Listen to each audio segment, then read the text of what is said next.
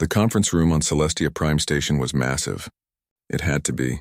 The War Council included representatives from 30 different alien species, and most of them were much larger than humans.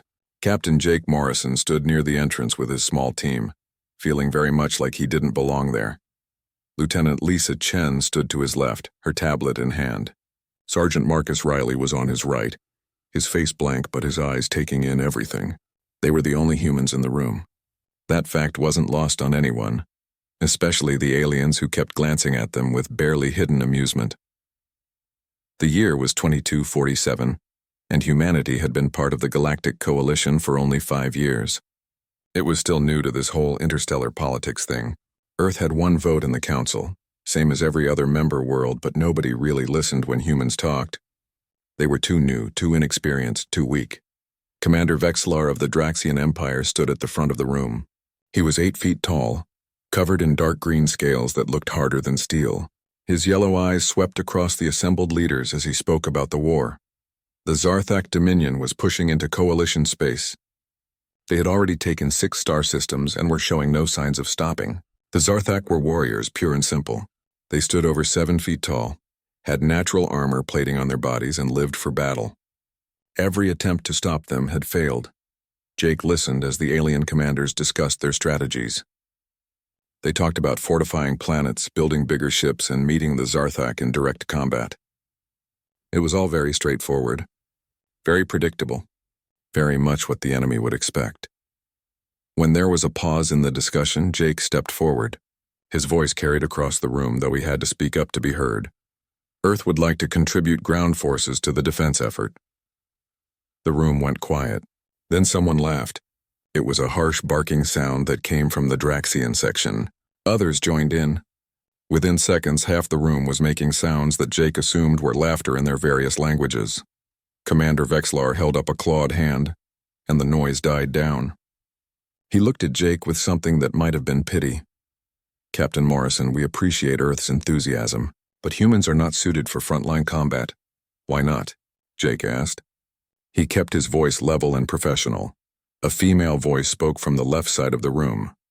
It belonged to Queen Zrixthal, leader of the insectoid hive species.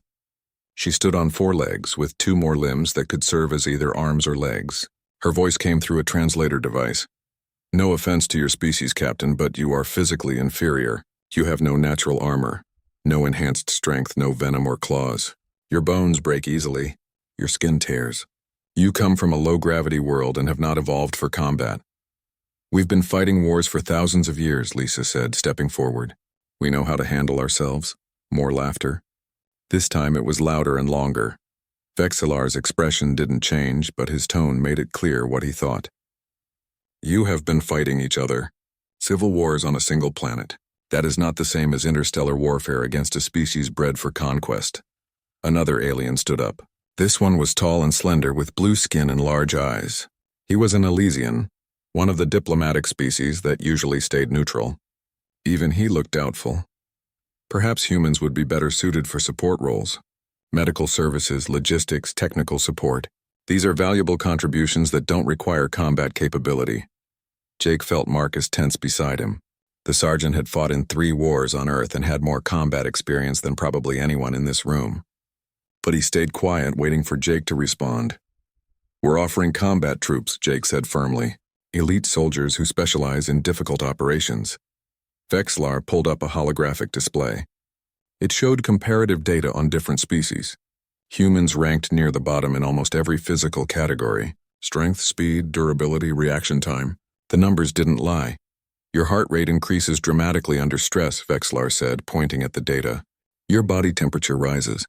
You require frequent rest, food, and water. You are, forgive my bluntness, fragile. The Zarthak would break you in seconds. We're survivors, Marcus said. It was the first time he'd spoken, and his voice was hard. We didn't get to the top of our food chain by being weak. Top of your food chain, another alien muttered. On a paradise world with barely any real predators. Jake knew Earth's classification in the galactic database. It was listed as a Class 4 garden world with moderate challenges. Most coalition species came from harsher environments. Death worlds with extreme gravity, toxic atmospheres, or nightmarish predators. By comparison, Earth seemed easy. I notice you haven't asked about our tactics, Lisa said. Or our training. Or our equipment. Vexlar waved a dismissive claw. Tactics matter less than physical capability when facing the Zarthak. They are relentless. They feel no fear. They have superior technology and overwhelming numbers. This is not a war that will be won by clever tricks. Jake exchanged a glance with Lisa and Marcus. He could see the anger in their eyes, carefully controlled. They had expected some skepticism, but this level of dismissal was insulting. Give us a chance, Jake said. 1 unit. Let us prove what humans can do. The room erupted in conversation. Aliens talked among themselves in dozens of languages. The translators struggled to keep up. Jake caught words like suicide and waste of resources and foolish pride. Finally, Vexlar raised his hand again. Very well. Earth may send 1 military unit to the front lines. Consider it a trial period. When you see what real war looks like, you will understand why we tried to spare you this. How generous, Marcus muttered under his breath. The commander heard him and smiled, showing rows of sharp teeth. It is generous, Sergeant. We are giving you the opportunity to learn an important lesson. Some species are warriors, others are not. There is no shame in knowing your limitations. The meeting continued, but humans were no longer part of the discussion. Jake and his team stood to the side, ignored by everyone. Plans were made for massive fleet movements and planetary defenses. Nobody asked for human input. When the council finally ended, the 3 humans left quickly. They walked through the corridors of Celestia Prime in silence until they reached the human section of the station. That went well, Marcus said dryly once they were alone. They think we're a joke, Lisa said. Her hands were shaking slightly with suppressed anger. Did you see their faces? They were laughing at us, Jake nodded slowly. They were, and now we're going to make them regret it. He pulled out his comm device and opened a secure channel to Earth. General Amanda Price appeared on the small screen. She was in her office at Fort Bragg even though it was late at night there. How did it go? She asked. About as expected, Jake said. They gave us permission to send 1 unit. They think we'll fail and run home crying. Amanda smiled. It was not a friendly smile. 1 unit. That's all we need. I assume you're thinking what I'm thinking? The Shadow Wolves, Jake confirmed. I'll have Colonel Kyle Harrison put them on alert. When do they ship out? As soon as possible. The front line is on Tertius 4. It's about to become a very interesting place. Amanda's smile widened. Those aliens have no idea what's coming. Humans have been underestimated before. It never ends well for the ones doing the underestimating. The call ended. Jake looked at his team. They were smiling now too. Think the Shadow Wolves are up for this? Lisa asked. Marcus laughed.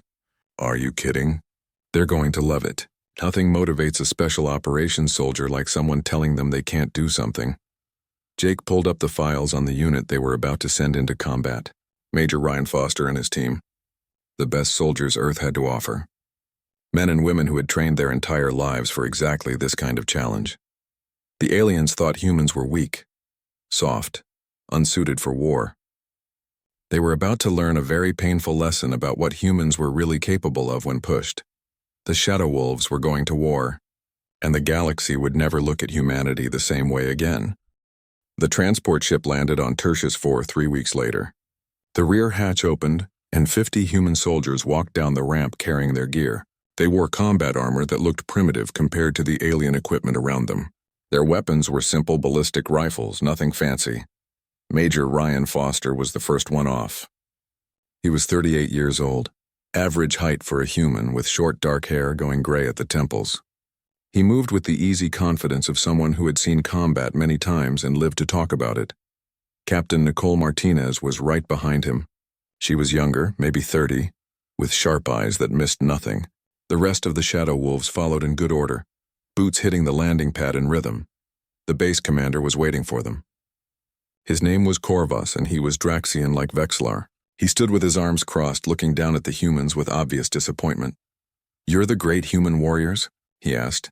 His translator made his voice sound flat and unimpressed. "We're soldiers," Ryan said. "We're here to fight." Corvus made a sound that might have been a laugh or a snort. "Follow me. I'll show you where you'll be staying." They walked through the base. It was huge, designed for species much larger than humans. The Shadow Wolves had to take 2 steps for every one of Corvus's strides. Alien soldiers stopped to stare at them. Some pointed. Others made comments in languages the human translators couldn't quite catch, but the tone was clear enough. The quarters Corvus showed them were in the oldest part of the base, far from the command center. The rooms were small and clearly hadn't been used in a long time. Dust covered everything. Supply Depot 7 needs guards, Corvus said. That will be your assignment. It's 15 miles north of here. Stay there and keep watch. Don't try to be heroes. We're here to fight the Zarthak, Nicole said, not guard supplies. You'll do what you're told, Corvus replied. His tone made it clear the discussion was over. The Zarthak are not like whatever enemies you faced on your little world. They are real warriors. If you encounter them, you will die. So stay at the depot and stay out of our way. He left without another word. The Shadow Wolves stood in silence for a moment, looking at the dusty rooms and old equipment. Well, said Sergeant Derek Cole, breaking the silence. At least he's honest about not wanting us here. They gave us the worst job on the base, Lieutenant Brandon Hayes said. He was tall and lean, a scout with years of experience. They want us to fail. Ryan shook his head. They want us to stay out of the way. That's fine.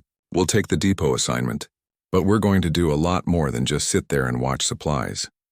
Over the next 2 days, the Shadow Wolves settled into their new assignment. The supply depot was exactly what it sounded like.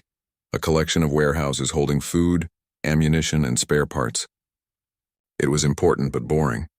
Perfect for getting rid of soldiers you didn't want around. The Shadow Wolves used the time to scout the area. Brandon and his team went out every night, mapping the terrain and learning the land. They moved silently through the forest, invisible in the darkness. The alien sensors at the base never detected them. Nicole studied the tactical situation. The Zarthak were massing forces 30 miles to the east. Intelligence reports showed at least 10,000 enemy soldiers preparing for a major offensive. The coalition had twice that number, but every battle so far had gone badly. The Zarthak were too aggressive, too willing to take casualties, too good at breaking through defensive lines. They fight like ancient human armies, Nicole told Ryan as they reviewed the data. Direct assault, overwhelming force, no subtlety.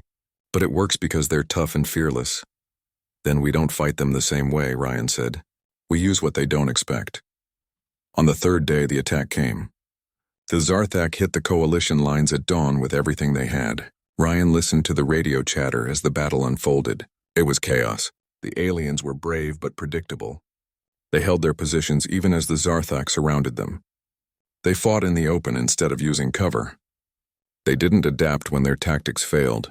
Within 6 hours, 3 coalition outposts had fallen. The casualty reports were terrible. Corvus ordered a general retreat to the main base. Every unit was to pull back immediately. The order reached the supply depot an hour later. Ryan gathered his team and told them the plan. They weren't retreating. They were going to war. They expect us to run, he said. So we disappear instead. Grab everything you can carry. We're going mobile. The Shadow Wolves moved fast. They took ammunition, explosives, medical supplies, and field rations. They grabbed sensor equipment and communication gear. Within 30 minutes, they had stripped the depot of everything useful and vanished into the forest. When the Zarthak reached the depot 2 hours later, they found it empty. The supplies were gone. The humans had disappeared without a trace. Back at the main base, Corvus received the report. The humans had abandoned their post. He wasn't surprised. He told the other commanders that the human experiment had failed, just as everyone predicted. Soft species couldn't handle real war, but that night something strange happened. A Zarthak supply convoy was moving up to support the offensive. It consisted of 30 vehicles carrying ammunition and food for the frontline troops. The convoy was protected by 300 soldiers, all heavily armed. The convoy never reached its destination. It simply vanished. No distress call, no signs of battle, nothing. 1 minute it was on the road. The next minute it was gone. The Zarthak commanders checked the route. They found the vehicles abandoned, supplies scattered, and soldiers missing. Some of the vehicles had been sabotaged, their engines destroyed with precise charges. Guard posts were empty. It looked like the entire convoy had been hit by a large force, but there were no bodies. No evidence of who attacked them. The only clue was a single word painted on one of the trucks in a language the Zarthak didn't recognize. It said "boo" in English.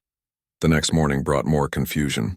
A Zarthak command post lost all communication at 400 hours. When reinforcements arrived at sunrise, they found the facility destroyed. Sentries had been killed silently. Communication equipment had been demolished. Vehicles wouldn't start. The entire base was offline. Again, there was no evidence of a major attack. No blast craters from artillery, no signs of an airstrike. Just silent, precise destruction. And another message, this time spray-painted on a wall: "You're being hunted." The Zarthak war leader, a massive warrior named Grathnor, studied the reports with growing anger. Someone was attacking his supply lines and rear positions. Someone who moved like ghosts and struck without warning. "Find them," he ordered his commanders. "I want whoever is doing this found and destroyed." But his soldiers had no idea what they were looking for. They increased patrols, set up more sensors, and put guards on every supply depot. It didn't matter. The attacks continued. A patrol of 50 Zarthak warriors disappeared in the forest. Search parties found their weapons but no bodies. A communications relay station was destroyed, cutting off an entire sector from command. An ammunition dump exploded, and the explosion was timed perfectly to cause maximum chaos. In the coalition base, intelligence officers began intercepting Zarthak communications. The enemy soldiers were talking about ghost warriors and shadow demons. Some reported seeing movement in the darkness but finding nothing when they investigated. Others spoke of sentries who vanished from their posts without a sound. Commander Vexilor was reviewing the intercepted messages when he noticed something. The tactics being used were not standard coalition doctrine. They were too precise, too focused on psychological warfare.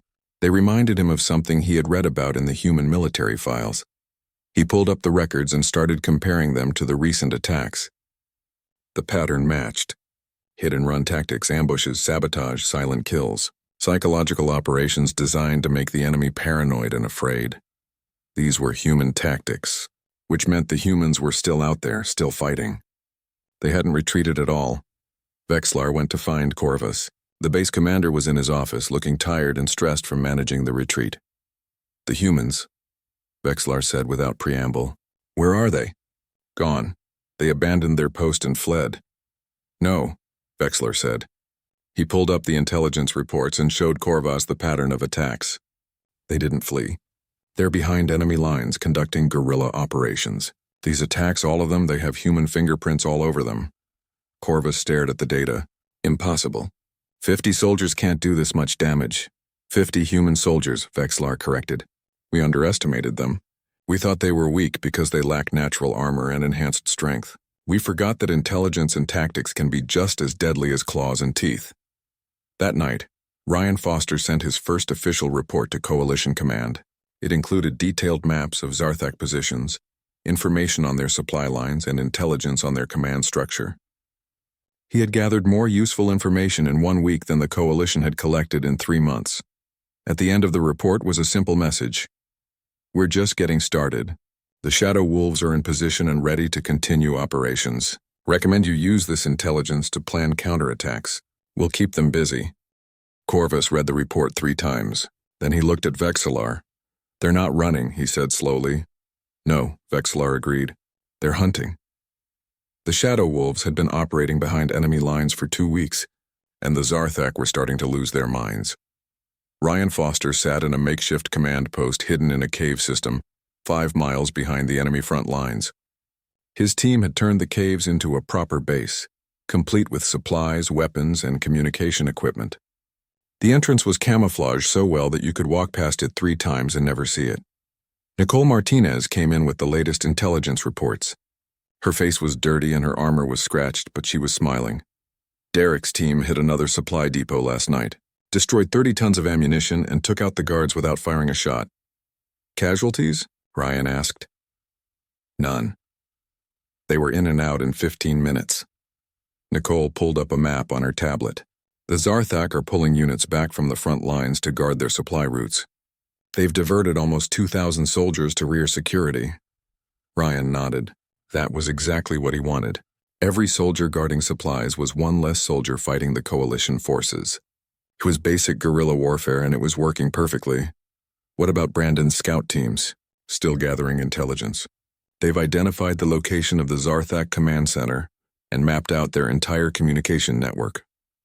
Nicole marked several points on the map. "We could take it out any time." Not yet, Ryan said. Let them get more paranoid first. Fear is our best weapon right now. He wasn't exaggerating. The Zarthak were trained warriors who feared nothing in open combat. But this invisible enemy that struck from the shadows and vanished without a trace was something they didn't know how to fight. Corporal Katie Sullivan was up in the hills with her sniper team. She had been there for 3 days, barely moving, watching a Zarthak command post through her scope. Her partner, a young soldier named Peter Grant, lay beside her with a spotting scope. Target acquired, Katie whispered. Zarthak officer, probably a colonel based on the markings. Range is 800 meters. Wind is calm, Peter reported. You have a clean shot. Katie controlled her breathing and squeezed the trigger. The rifle made almost no sound thanks to the suppressor. 800 meters away, the Zarthak officer dropped. His guards rushed to him, but he was already dead. They scanned the hills but saw nothing. Katie and Peter were too well hidden. That's the 3rd officer this week, Peter said quietly. They're going to run out of commanders soon. Good, Katie said. She was already moving, packing up her gear. They would be 5 miles away before the Zarthak even figured out where the shot came from. The psychological effect of the sniper attacks was huge. Zarthak officers started wearing extra armor and staying inside buildings. Some refused to go outside at all. Command decisions slowed down because leaders were afraid to expose themselves. Lieutenant Brandon Hayes and his scout team were the eyes and ears of the Shadow Wolves. They moved through enemy territory like ghosts, gathering information and mapping positions. Brandon had learned to move so quietly that he could walk past a Zarthak sentry at 10 feet and not be heard. Tonight they were watching a major supply base. Brandon counted vehicles and soldiers, noting everything in his pad. The information would help plan future attacks. Check the east side, he whispered to his teammate, Corporal Linda Wright. She nodded and moved off silently.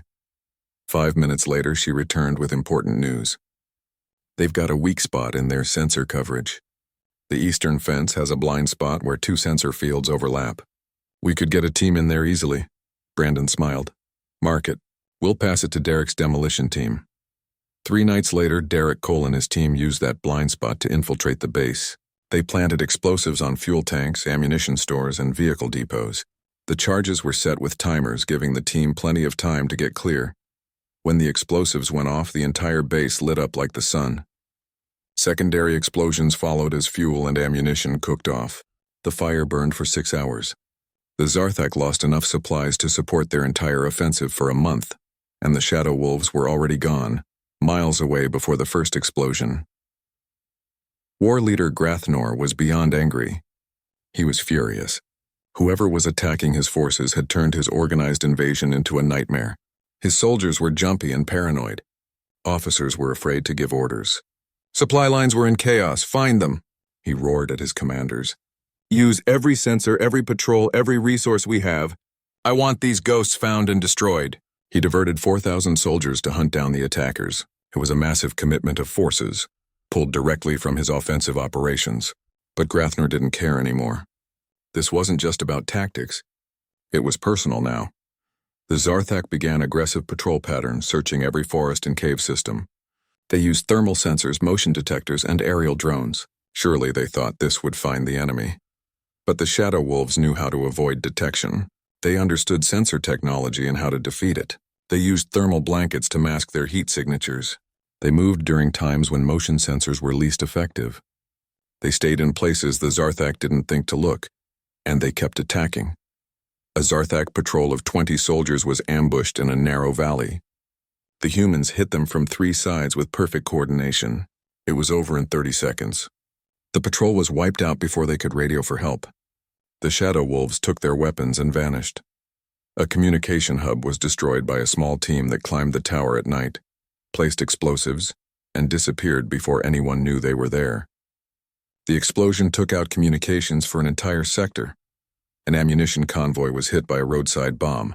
The explosion was timed perfectly, destroying the lead vehicle and the rear vehicle, trapping the others in between.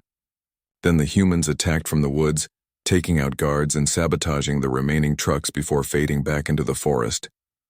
Every attack followed the same pattern, quick, violent, and then gone before reinforcements could arrive. The Zarthak never saw their attackers for more than a few seconds. They never found bodies or captured prisoners. It was like fighting smoke. Back at the Coalition base, Corvus and Vexlar were studying the intelligence reports that Ryan kept sending. The information was incredibly detailed. It included enemy positions, unit strength, supply routes, and command structures. It was better intelligence than they had ever gotten from any other source. "How are they getting this information?" Corvus asked. "They're behind enemy lines with no support, no resupply, nothing. They should be dead by now." Vexlar didn't answer immediately. He was reading a report about human military history, trying to understand what made these soldiers so effective. "They're doing what humans do best," he finally said. "They're adapting. Look at their tactics. They're not trying to hold ground or win battles. They're trying to break the enemy's will to fight. Every attack is designed to create fear and confusion."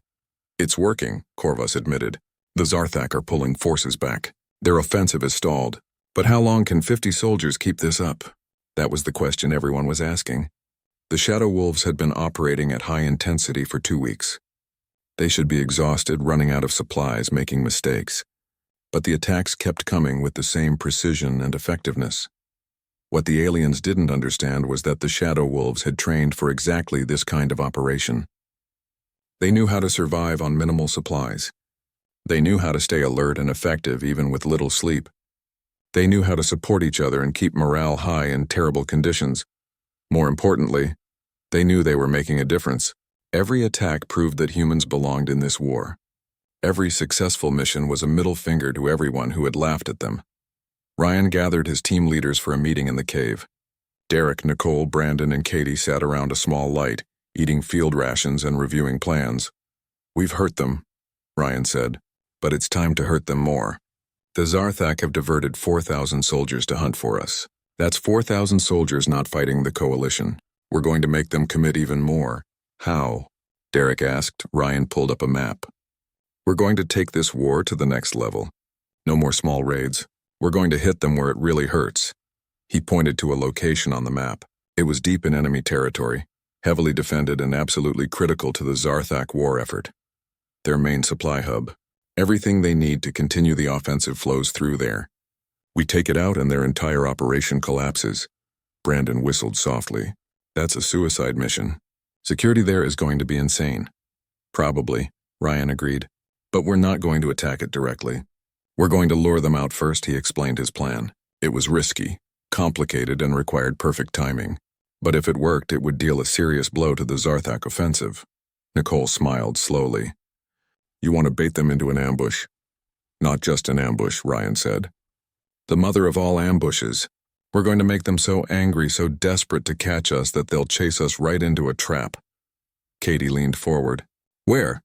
Ryan pointed to another location on the map. "The Black Ridge Mountains. Rough terrain, narrow valleys, perfect for a defensive posse." The Shadow Wolves spent 3 days preparing for the biggest operation of the war. They moved through enemy territory in small teams, planting explosives, setting up ambush positions, and preparing the Black Ridge Mountains for what was coming. Derek Cole and his demolition experts worked around the clock. They rigged entire sections of the valley with charges designed to cause rock slides. They planted mines on every trail and approach route. They set up remote detonators that could be triggered from the command position. "This whole valley is going to be a death trap," Derek said, as he placed another charge. "When this goes off, it's going to be beautiful. Deadly but beautiful." Brandon Hayes and his scouts mapped every inch of terrain. They found sniper positions, fallback routes, and places where small teams could hold off much larger forces. The mountains were perfect for this kind of fighting. Narrow passes, steep cliffs, and dense forest. The Zarthak would have to come at them in small groups, giving up their numerical advantage. Katie Sullivan set up multiple sniper nests with pre-positioned ammunition and supplies. She could move from position to position, making it seem like there were dozens of snipers when it was really just her team. Each position had clear fields of fire and multiple escape routes. Nicole Martinez coordinated with Coalition Command. Getting the aliens to provide artillery and air support had been difficult. They still didn't fully believe that 50 human soldiers could accomplish what they claimed. But Ryan had sent them so much good intelligence that they were willing to give him the support he requested. "We'll have artillery on call," Nicole told Ryan. "They've positioned guns within range of the mountains. We also have close air support available if we need it. But they're only giving us a small window. If we can't make this work fast, they'll pull back the support." "We won't need long," Ryan said. Once the Zarthak are in the valley, it's going to be over quick. One way or another, the trap was set. Now they just needed to spring it. On the fourth night, the Shadow Wolves hit the Zarthak supply hub with everything they had. It was the most heavily defended target they had attacked, and they went in hard and fast. 3 teams struck simultaneously from different directions. Explosions ripped through the facility as Derek's charges went off. Guard towers collapsed. Fuel tanks erupted in flames. The Zarthak defenders rushed to respond, but the humans were already hitting them from multiple angles. Ryan led his team directly at the main gate. They used breaching charges to blow through the defenses, then poured fire into the compound. Zarthak soldiers fell as the humans moved with brutal efficiency. Every shot counted. Every movement was precise. Katie and her sniper team took out sentries and officers from a ridge overlooking the base. The Zarthak couldn't organize a proper defense because their leaders kept dying before they could give orders. For 20 minutes, the Shadow Wolves owned that supply hub. They destroyed everything they could reach: vehicles, ammunition, communication equipment. Then, just as Zarthak reinforcements started arriving, the humans vanished into the night. War leader Grathnor received the news of the attack an hour later. He was already furious from weeks of harassment. This attack pushed him over the edge. The humans had destroyed his main supply hub, setting back his entire offensive by weeks. "Find them," he ordered his commanders. "I want every soldier we have tracking them down. I don't care how many it takes. I want those humans dead." The Zarthak mobilized 4,000 warriors and sent them after the Shadow Wolves. They tracked the humans through the forest, following the trail they left behind. The trail led straight toward the Black Ridge Mountains. Grathnor led the pursuit himself. He was done sending subordinates. He wanted to personally crush these humans who had caused him so much trouble. His soldiers moved in a long column through the forest, confident in their superior numbers and firepower.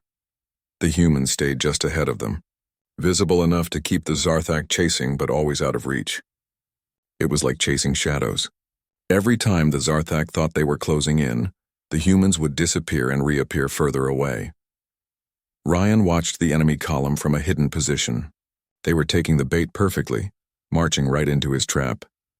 "They're not even being careful," Nicole said beside him. "They're so focused on catching us that they're ignoring basic security." "Anger makes you stupid," Ryan said. And Grathnor is very angry. The Zarthak entered the Black Ridge Mountains at dawn. The valley stretched before them, narrow and steep-sided. The humans had been spotted heading into the valley, so the Zarthak followed. 4,000 warriors poured into the passage, confident they had the humans trapped.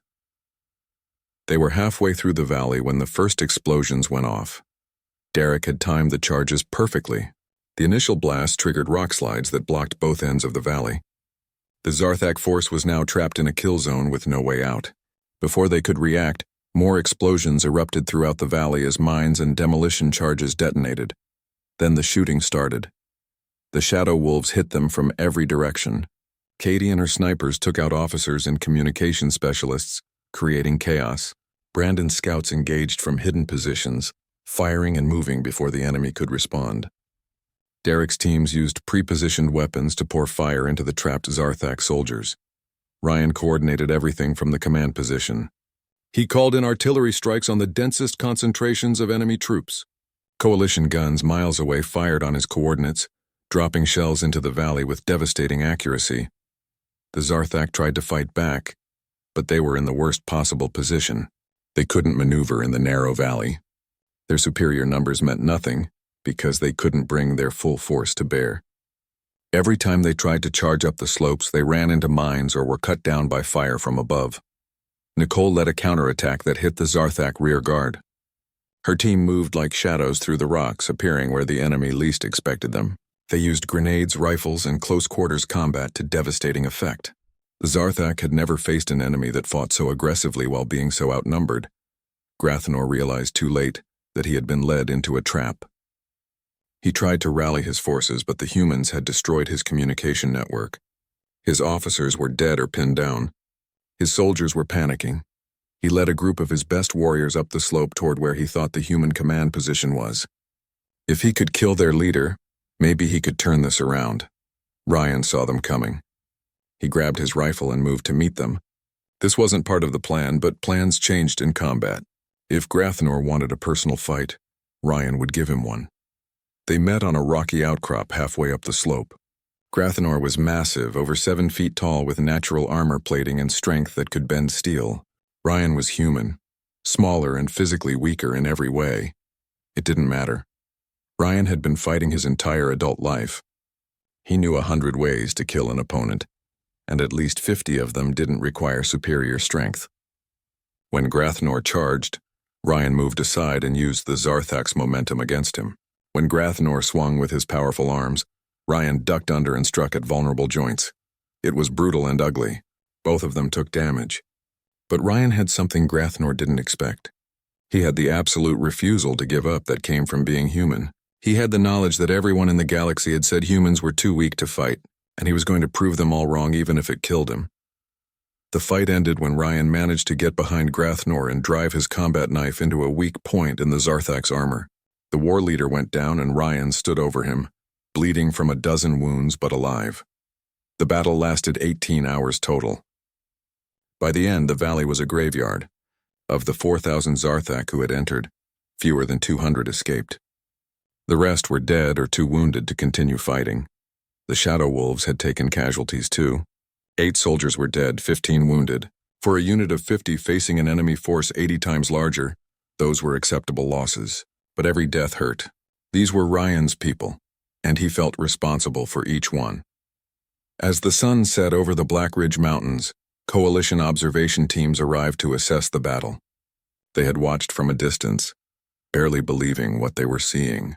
A small human unit had destroyed a Zarthak army. Corvus arrived with the first relief force. He stood at the edge of the valley looking at the destruction. Then he looked at the humans. They were exhausted, dirty, and wounded, but they were standing. They had won. How? Corvus asked Ryan. How did you do this? Ryan looked at the Draxian commander. He was tired, his body hurt, and he had just lost 8 of his soldiers. He wasn't in the mood for long explanations. We're human, he said simply. This is what we do. We survive, we adapt. We win.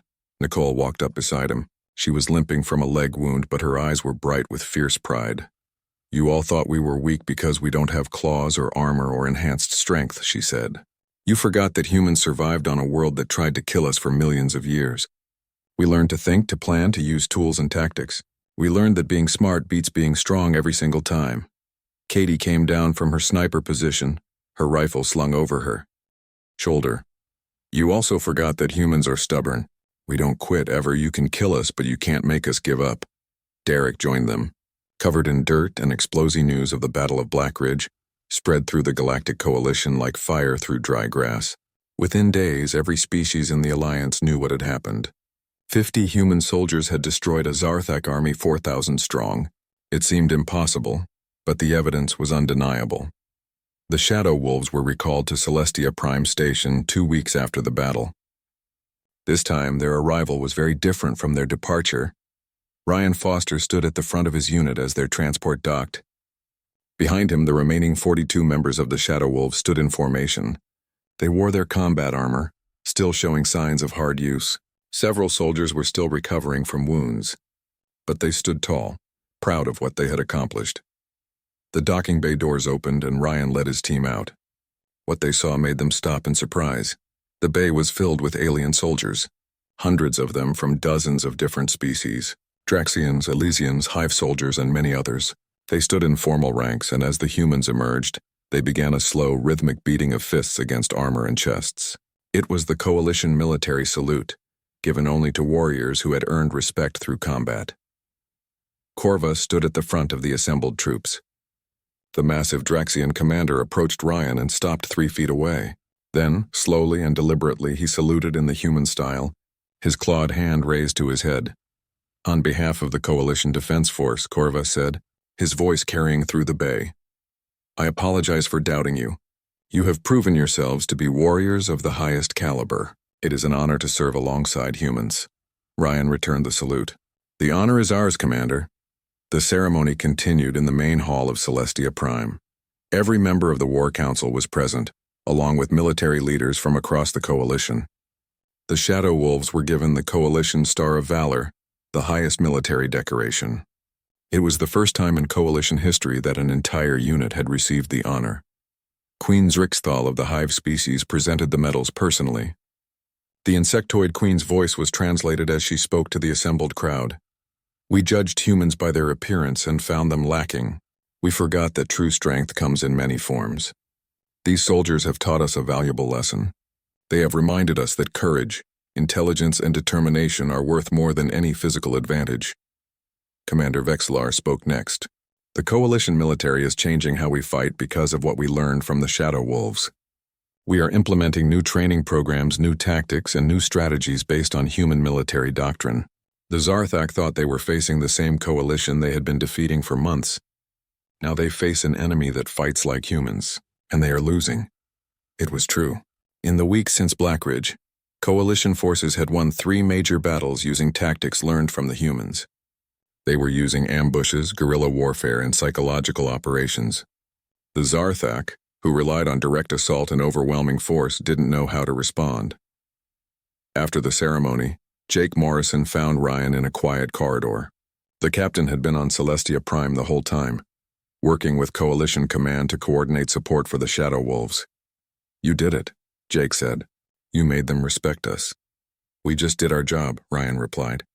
"The same job human soldiers have been doing for thousands of years. It was more than that, and you know it. You changed how every species in the Coalition sees humanity. We're not the weak newcomers anymore. We're equals." Ryan looked out a viewport at the stars beyond. "We still have a long way to go. Earth only has 50,000 soldiers ready for combat deployment. The Coalition has billions. We're still a tiny part of this war. For now," Jake said. "But General Price just got authorization to expand our military presence. Earth is sending 10,000 special operations soldiers to join the Coalition forces. And they want you to train them." Ryan turned to look at him. "Train them in what?" "Everything. The Coalition wants to learn how humans fight. They want their soldiers to think like humans, adapt like humans, and fight like humans. You're going to teach them." Over the following months, that's exactly what happened. Ryan and the Shadow Wolves became instructors for a new Coalition Special Operations School. They taught alien soldiers tactics that seemed strange and counterintuitive at first, but proved devastatingly effective in practice.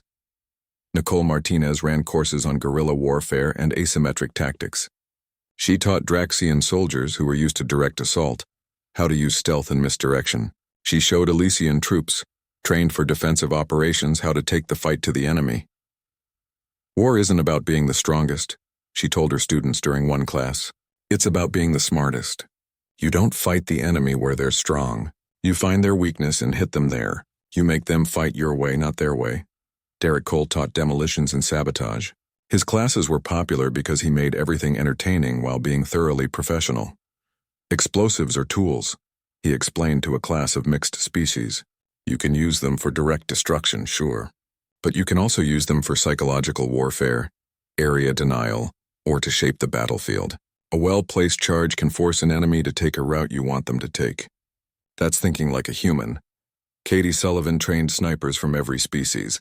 She taught them that patience and precision were more valuable than rate of fire. She showed them how to use terrain, how to calculate for different gravities and atmospheres, and how to disappear after taking a shot.